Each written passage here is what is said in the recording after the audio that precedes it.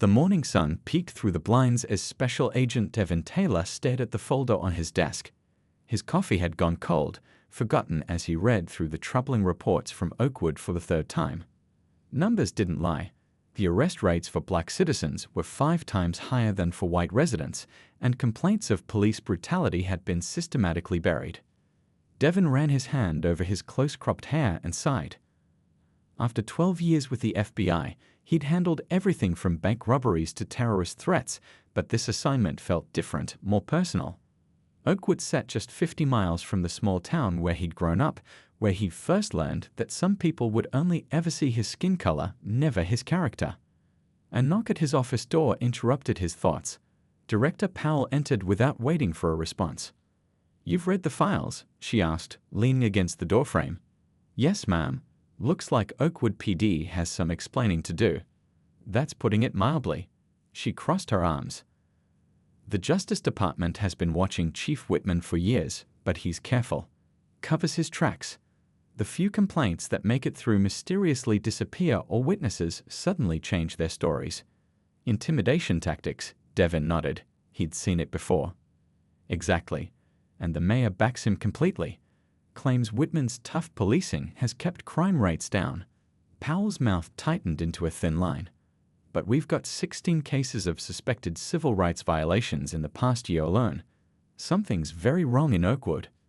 Devin flipped through photos of bruised faces, young men with stories of evidence appearing in their cars, single mothers arrested in front of their children for resisting arrest during routine traffic stops. His stomach tightened. "So what's my cover?" he asked. "No cover. You're going in as FBI. Official investigation. Whitman needs to know we're watching." Devin raised his eyebrows. "That's going to make things harder. He'll be careful."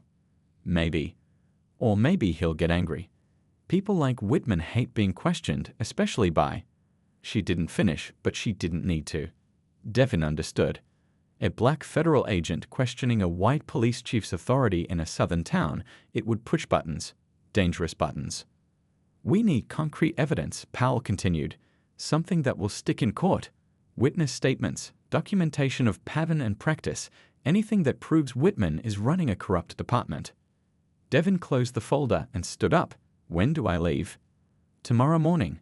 You'll have a team on standby, but they'll keep their distance unless you call them in.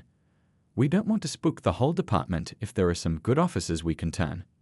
Back at his apartment that evening, Devin packed methodically. Suits, casual clothes, his backup weapon, recording devices, and his father's worn Bible. A reminder of the values that had guided him to this career in the first place. His phone buzzed with a text from his younger sister. "Heard you're heading to Oakwood. Be careful, big brother. Those folks play by different rules." News traveled fast in the bureau. Devin texted back a simple, always and continued packing. Later, he pulled up the Oakwood Police Department website. Chief Gerald Whitman's photo stared back at him, a stern-faced man in his 50s with cold eyes and military short gray hair. 27 years on the force, decorated veteran, vocal advocate for old-fashioned law and order. The kind of man who wouldn't take kindly to federal oversight. Devin studied the face, wondering what would happen when they finally met. Would Whitman hide his true feelings behind a professional mask, or would he let his contempt show? Either way, Devin knew this case would be a chess match, every move calculated, every reaction scrutinized. As he closed his laptop, Devin thought about the people of Oakwood who had been living under Whitman's rule for years. The families who warned their sons about which streets to avoid, the mothers who held their breath every time their children were late coming home. People who had lost faith that justice applied to them. "Not anymore," Devin whispered to himself as he zipped his suitcase. Whatever happened in Oakwood, things were about to change. He just hoped he was ready for the storm that was coming. The "Welcome to Oakwood" sign was faded and bullet-riddled, an ominous greeting as Devin's government-issued sedan crossed the town line. He drove slowly, taking in the sights of a place frozen in time. Main Street featured a courthouse with imposing columns, a diner that probably still served the same meatloaf special it had for decades, and storefronts with hand-painted signs. But as he turned onto Cedar Avenue, the town's divisions became painfully clear. Neat houses with trimmed lawns and American flags gave way to crumbling apartment buildings and businesses protected by iron bars. Children played in a park with broken swings on one side of town, while on the other, families enjoyed a gleaming playground and splash pad. Same old story, Devin muttered to himself. The police station sat beside the courthouse, a squat brick building with the department's crest painted on the door. Devin straightened his tie, grabbed his credentials, and stepped into the lion's den. Inside, conversation stopped mid-sentence. 4 officers at their desks turned to stare as Devin approached the front desk, where a heavy-set dispatcher eyed him suspiciously. "Can I help you?" she asked, her tone suggesting she'd rather not. "Special Agent Devin Taylor, FBI." He flipped open his badge. "I'm here to see Chief Whitman." The dispatcher's eyebrows shot up as she reached for her phone. "Chief, there's an FBI agent here to see you." She paused, listening. "Yes, sir." She hung up. "He'll be with you shortly. Have a seat." The shortly stretched to 45 minutes. Devin recognized the tactic, a power play to establish dominance, to make him feel like his time wasn't valuable. He didn't take the bait, using the wait to observe the station. He noted the wall of officer photos, all white faces except one, the outdated computer systems, and the way officers whispered while glancing his way. Finally, a door opened at the back of the room. "Agent Taylor," a booming voice called out. "Don't just sit there. Come on back." Chief Whitman didn't stand when Devin entered his office, nor did he offer his hand. Instead, he leaned back in his chair, boots propped on his desk, a coffee mug in his hand emblazoned with America, "Love it or leave it." "So Washington's sent its dogs to sniff around my town," Whitman said, looking Devin up and down. "Mind telling me what brings the federal government to our little corner of nowhere?" Devin smiled thinly. "I think you received the official notification last week, Chief. We're conducting a pattern and practice investigation following multiple civil rights complaints." "Complaints?" Whitman snorted. "Every criminal has complaints when they get caught. Doesn't make them valid." "That's why I'm here. To separate fact from fiction." Whitman finally lowered his feet and leaned forward. "Let me save you some time, Agent Taylor. Oakwood has the lowest crime rate in the county because we don't coddle criminals. My officers are tough but fair. Anyone saying different has an agenda. I'll need access to your arrest records, incident reports, and use of force documentation for the past 3 years," Devin said, sliding a formal request letter across the desk. Whitman didn't touch it. "That's a lot of paperwork. We're a small department. Might take weeks to pull all that." "I'm not in a hurry, Chief. I've rented a place in town. Planning to stay as long as needed." Something dangerous flashed in Whitman's eyes, quickly masked by a smile that didn't reach them. "Well then, welcome to Oakwood." Later that evening, Devin sat at a corner table in the Blue Plate Diner, picking at a mediocre burger while reviewing his notes. A shadow fell across his table. "Mind some company?" asked a woman with tired eyes and a professional-looking briefcase. "I'm Lisa Chen, Public Defender's Office." Devin gestured to the seat across from him. "Please." She slid into the booth. "Word travels fast around here. You're the talk of the town." "I bet I am." Lisa lowered her voice. "Look, I've got 16 clients right now who've been railroaded by Whitman's department. Planted evidence, coerced confessions, excessive force, you name it. Can they testify?" "Most are too scared, but," she pulled a USB drive from her pocket and slid it across the table. "I've been keeping records. Patterns. Inconsistencies in police reports. It's not enough for court, but it might point you in the right direction." Devin pocketed the drive. "This is a big risk for you." Lisa's mouth set in a grim line. "Someone has to take a stand. Besides, I'm leaving soon anyway. Can't fight a rigged system forever." As they spoke, 2 uniformed officers entered the diner. They stared openly at Devin and Lisa, then took a table with a clear view of them. "I should go," Lisa said, gathering her things. "Be careful who you trust in Oakwood, Agent Taylor. This town has a way of changing people or running them out." After she left, Devin felt the officer's eyes boring into his back. The battle lines were being drawn, and he'd only been in town for 8 hours. Devin's temporary office was a cramped room in the courthouse basement with flickering fluorescent lights and the constant drip of a leaky pipe. He'd spent 3 days there, Reviewing the handful of files Whitman's department had reluctantly provided, all of them minor infractions with perfect paperwork. Nothing like the cases Lisa had described. "They're feeding me the clean ones," he muttered, tossing another folder onto the reviewed pile. A knock at the door made him look up. An elderly black man with stooped shoulders and work-worn hands stood in the doorway. "You the FBI man?" he asked, his voice soft but steady. Devin nodded. "Special Agent Taylor." "Come in, sir." The man, who introduced himself as Reverend Walker, settled into a chair across from Devin. "My grandson sent me. He's in county lockup right now. 6 months for resisting arrest, when all he did was ask why he was being pulled over." The old man's hands trembled slightly.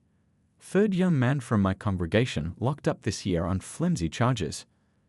"I'd like to hear more," Devin said, pulling out a notebook. For the next hour, Reverend Walker told stories that made Devin's blood boil. Young men beaten during arrests, evidence appearing in cars that had just been cleaned, witnesses pressured to change statements. When he finished, the old man looked utterly drained. "Will anything actually change this time?" he asked. "We've filed complaints before. Nothing ever happens." "I'm not leaving until something does," Devin promised. After Reverend Walker left, Devin pulled out his phone and called Director Powell. "They're stonewalling me on the paperwork," he explained. "I need more leverage." "Check your email in an hour," she replied. "I'm sending a court order that should loosen their grip on those files." By noon, armed with the court order, Devin marched into the police station. The dispatcher's eyes widened when he slapped the document on her counter. "I need to see all arrest records for the past 3 years. All of them. By tomorrow." 20 minutes later, Chief Whitman stormed into Devin's basement office, face flushed with anger. "You think a piece of paper gives you the right to barge into my station making demands?" he growled. Devin looked up calmly. "Actually, it does. Federal investigation, federal court order. I'll be at your station at 9 tomorrow morning. If the files aren't ready, I'll have U.S. Marshals there by noon to help collect them." That evening, as Devin walked to his car, he noticed a patrol car following him at a distance. It trailed him to the small house he'd rented, then parked across the street. The message was clear: "We're watching you." Inside, Devin found his front door slightly ajar. He was certain he'd locked it. Heart pounding, hand on his weapon, he pushed the door open and swept the rooms. Nobody was there, but his papers were disturbed, and someone had scratched a crude message into his kitchen table: "Go home." Instead of being intimidated, Devin felt a cold resolve hardening within him. He took photos of the damage, filed a report, and spent the evening installing motion-triggered cameras around his property. The next morning, true to his word, Devin arrived at the station at exactly 9. 4 large boxes waited for him, stuffed haphazardly with papers, clearly unorganized. Officer Munro, a thin man with a permanent sneer, gestured to them. "There you go, Fed. Every piece of paper you asked for. Hope you enjoy the reading." It would take weeks to sort through the mess, exactly what Whitman intended. As Devin began loading boxes into his car, a young man approached hesitantly. He wore an Oakwood PD uniform and looked nervously over his shoulder.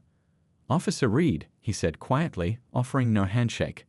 "Listen, not everyone on the force is like Whitman. Some of us just need the job." Devin studied him carefully. "Is there something you want to tell me, Officer Reed?" Reed lowered his voice further. "The boxes they gave you. Half those files are doctored. Whitman had us up all night making copies with adjustments. And you're telling me this why? My brother's black. My mom's second marriage." Reed swallowed hard. "Last month he got pulled over by some of our guys. They didn't know we were related. The things they said to him, what they did. I can't be part of this anymore." Devin felt the first spark of hope since arriving in Oakwood. "Meet me tonight," he said quietly. "Hampton Inn, 1 town over. Room 118. If you're serious about doing the right thing, I can protect you." As Reed walked away, Devin noticed Chief Whitman watching from his office window, a cold smile on his face. The game was getting more dangerous by the hour. The town hall meeting was packed, with people standing against the walls and spilling out into the hallway. Devin sat in the front row, watching Mayor Thompson praise Chief Whitman for another year of keeping Oakwood safe. The crowd applauded, though Devin noticed the enthusiasm came mostly from one side of the room. 2 weeks had passed since Officer Reed had slipped him the real files, unaltered arrest records showing a clear pattern of targeting minority residents. Cases where white drivers received warnings for the same offenses that landed black drivers in jail. Reports scrubbed of excessive force complaints. Evidence that made Devin's case stronger by the day. When the mayor opened the floor for public comments, Devin approached the microphone. "Special Agent Devin Taylor, FBI," he began, his voice echoing through the suddenly silent room.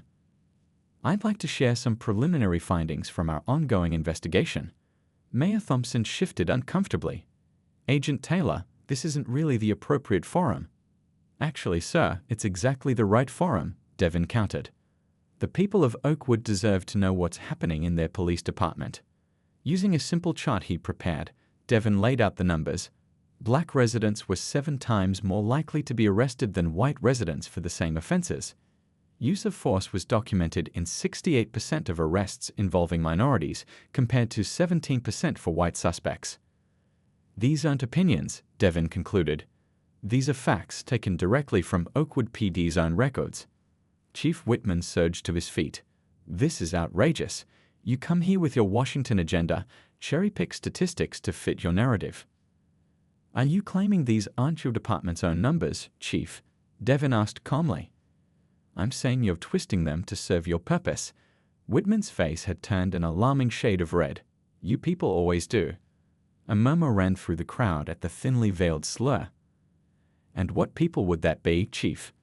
Devin asked, his voice dangerously quiet. Before Whitman could respond, a woman stood up from the audience. "My son spent 3 months in jail because your officers claimed they found drugs in his car," she called out. "He lost his job, his apartment. The charges were dropped when the lab finally tested the evidence, but nobody apologized. Nobody made it right." Her words broke the dam. Suddenly people throughout the room were standing, sharing stories of harassment, planted evidence, and brutality. Whitman tried to regain control, but the voices kept coming. As the meeting dissolved into chaos, Devin caught Whitman's eye across the room. The chief's stare was pure hatred. The next evening, driving back from interviewing a former detainee, Devin noticed a young black man being surrounded by 3 Oakwood officers in a gas station parking lot. Even from a distance, he could see the man had his hands up, his face a mask of terror as the officers shouted contradictory commands. Devin pulled in, activated his dashcam, and stepped out of his car. "Is there a problem here, officers?" he called, holding up his badge. Officer Monroe's head snapped around. "FBI has no jurisdiction in a simple traffic stop. Move along." "Actually, I do when I witness potential civil rights violations." Devin approached slowly. "Young man, are you all right?" "They said I fit a description," the man stammered. "But I was just getting gas." "He's got a broken taillight," Monroe snapped, and he was acting suspicious. "By pumping gas?" Devin raised an eyebrow. "I'll be staying to observe, if you don't mind." The officers exchanged glances, their demeanor shifting. Monroe muttered something about a warning, and suddenly they were returning to their cruiser, the stop mysteriously concluded. As they drove away, the young man sagged with relief. "Thank you," he whispered. "You have no idea what might have happened." But Devin did know. And the incident, captured clearly on his dashcam, was going straight into his evidence file. The next morning, Devin found Officer Reed waiting at his temporary office, eyes red-rimmed with stress. "Whitman knows," Reed said without preamble. "He knows someone's feeding you information. He pulled me and 2 other officers he suspects into his office yesterday, threatened us, said he'd make sure we never worked in law enforcement again." "Did he threaten physical harm?" Devin asked sharply. Reed looked away. "Not in so many words, but I know how this works. I'm not safe." Devin made a quick decision. "I can get you protective custody tonight, but I need you to make a formal statement first." As Reed nodded, Devin's phone buzzed with a text from Lisa Chen, town newspaper running story tomorrow. FBI agent accused of vendetta against local hero. "Whitman's going public with attacks on you. Be ready." The battle lines weren't just drawn anymore. The war had begun. The headlines screamed from every newspaper stand in town. FBI Whitch Hunt. agent's personal vendetta against beloved police chief. Devon tossed the paper onto his desk, where it landed beside 3 others with similar headlines. The local media blitz had been coordinated and brutal, painting him as an outsider with a chip on his shoulder. Devon's phone rang, Director Powell calling for their daily update. "How bad is it?" she asked without preamble. "About what we expected. They're trying to turn the town against me," Devon sighed. "But we've got solid evidence now. Reed's testimony is gold." "Keep him safe," Powell warned. "And watch your back. Men like Whitman get dangerous when cornered." After hanging up, Devon drove to the safe house 2 towns over where Reed was staying under federal protection, but when he arrived, the FBI agents posted outside looked grim. "He's gone," Agent Wilson explained. "Said he was going for a smoke last night, slipped out the back, left this note." The hastily scrawled message read, "Can't do this. Family threatened. I'm sorry." Devon slammed his fist against the wall. Without Reed's testimony, their case was significantly weakened. He tried calling Reed's personal cell straight to voicemail. Driving back to Oakwood, a call came in from Lisa. "Reed's been found," she said, her voice tight with tension. "Hospital. It's bad, Devon, really bad." At the county hospital, Devon found Reed barely recognizable, his face swollen and bruised, one arm in a cast, ribs taped. According to the official report, he'd been found in the police station parking lot, the victim of an unknown assailant. "Officer Reed," Devon said softly, pulling a chair beside the bed. "Can you hear me?" Reed's eyes fluttered open, filled with pain and fear. "My family," he whispered. "They called my wife. Said they'd go after my kids next." "We can protect them," Devon promised. "All of you." Reed shook his head slightly, wincing at the movement. "You don't understand. It wasn't just some officers who did this. It was Whitman himself. He held me down while the others—" His voice broke. "He said to tell you that you're next." Rage like Devon had never felt before coursed through him. He'd known Whitman was corrupt, but this level of personal violence crossed a line that couldn't be uncrossed. "I'll get U.S. Marshals to guard you," Devon said. "No one's getting near you again." Back at the police station, Devon pushed past the protesting dispatcher and strode straight to Whitman's office, throwing open the door without knocking. The chief looked up, a small smile playing at his lips. "Agent Taylor, to what do I owe this pleasure?" "I know what you did to Reed," Devon said, his voice deadly quiet. "I know it was you." Whitman leaned back in his chair. "I haven't the faintest idea what you're talking about. Though I did hear about poor Officer Reed's unfortunate accident. Dangerous world out there." "This isn't over," Devon said. "You think you've won because you silenced one witness. I've got dozens more. Files. Evidence. You're going down, Whitman." Whitman stood slowly, planting his hands on his desk. "Let me explain something to you, boy. I've been running this town for 20 years. Mayors come and go. Judges do what I tell them. The good people of Oakwood know I keep them safe from your kind." "My kind?" Devon repeated. "Federal agents?" "You know exactly what I mean." Whitman's voice dripped with contempt. "Now let me make something perfectly clear. You're not wanted here. You're not going to change anything. And if you keep pushing, well," he shrugged. "Accidents happen, even to federal agents." The threat hung in the air between them. "Is that all?" Whitman asked pleasantly. Devon leaned forward. "I'm not backing down, and when this is over, you'll be wearing handcuffs." As he turned to leave, Whitman called after him, "Been meaning to tell you. Those brake lines on government vehicles, they can be so unreliable. Might want to get yours checked." Ice flooded Devon's veins. He'd noticed his brakes feeling soft that morning. In the parking lot, he called for a tow truck, not touching his car. A mechanic confirmed his suspicion. An hour later, the brake lines had been deliberately cut, just enough to ensure they'd fail at high speed. Devon stared at the damaged lines, the reality sinking in. This wasn't just about policing anymore. Whitman had escalated to attempted murder of a federal agent. That night, in a new rental car, Devon pulled over to the side of an empty road and made a call. "Director Powell, I need the full resources of the Bureau. Now, it's time to end this." Dawn broke over Oakwood with a pale orange glow. Streets still empty, the town slept, unaware that everything was about to change. In a hotel conference room converted to a command center, Devon briefed 20 FBI agents in tactical gear.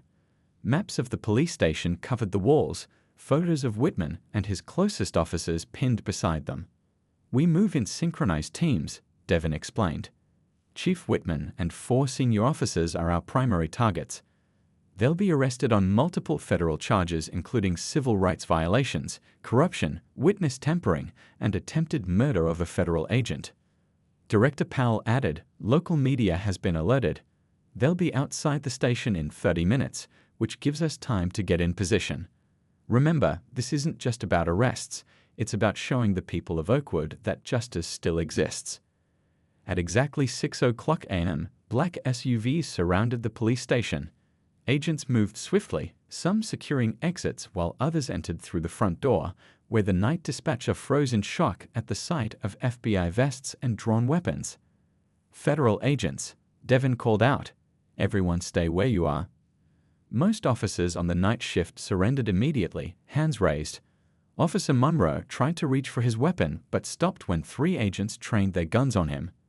"Where's Chief Whitman?" Devon demanded. "Not here," the dispatcher stammered. "He doesn't come in until 8. Devon nodded to Team 2, who headed for Whitman's home address. 10 minutes later, his radio crackled. "Target not at residence. House appears empty." A cold feeling settled in Devon's stomach. Had Whitman been tipped off? His phone rang. Lisa Chen calling. "Devon," she said urgently. "Whitman's at the bus station. My clerk just saw him boarding the 6:15 to the state line." "How long ago?" 3 minutes. You might still catch him." Devon sprinted to his car, 2 agents following. They tore through empty streets, sirens blaring, and screeched into the bus station parking lot just as a Greyhound was pulling away. "Block it," Devon shouted. The agents positioned their SUV across the exit. The bus driver, seeing federal vehicles, immediately stopped. Heart pounding, Devon boarded the bus, scanning faces of startled passengers until he spotted Whitman in the back row, wearing sunglasses and a baseball cap, a duffel bag clutched to his chest. "Chief Gerald Whitman," Devon announced, badge raised. "You're under arrest." For a moment, Whitman seemed to consider his options. His hand inched toward his jacket pocket. "Don't," Devon warned. "It's over." Their eyes locked, a final confrontation without words. Then Whitman's shoulders sagged. As Devon led him off the bus in handcuffs, news vans were already arriving. Cameras flashed as the once untouchable police chief, head bowed, was placed in the back of an FBI vehicle. "You've ruined everything," Whitman muttered. "No," Devon replied. "You did that yourself." By afternoon, all 5 targets were in custody. As Devon had predicted, Whitman couldn't contain his rage during booking. With cameras rolling outside the federal building, the chief shouted racial slurs and threats, his true nature on display for everyone to see. 1 week later, Devon stood before a community meeting in Oakwood's town hall. The room was packed, but the mood was different, hopeful, cautiously optimistic. The Department of Justice will be appointing an interim police chief while reforms are implemented, Devon explained. Every case handled under Whitman's leadership will be reviewed. Those wrongfully convicted will have their cases reopened. An elderly woman raised her hand. "Will you be staying to oversee this, Agent Taylor?" Devon nodded. "For the next 6 months, yes. This isn't just about removing the bad. It's about rebuilding something good." As the meeting concluded, Reverend Walker approached, extending his hand. "My grandson's case was one of the first reviewed. He's coming home tomorrow." Devon smiled. "That's just the beginning." 6 months later, Devon watched as a new class of police cadets graduated from the academy, the most diverse group in Oakwood's history. Among the instructors stood Officer Thompson, now dedicated to teaching a new generation about ethical policing. In the federal courthouse across town, Whitman and his co-conspirators waited for their sentencing, the evidence against them overwhelming. Lisa Chen, recently appointed as a district judge, had helped create a community oversight board to ensure the changes would last. As Devon packed his office, preparing to return to Washington, he took one last look at the town map on his wall. Oakwood would never be perfect, but now at least it had a chance at justice. His phone buzzed with a text from Director Powell. "New assignment ready when you are." "Another town needs you." Devin smiled. There was still work to be done,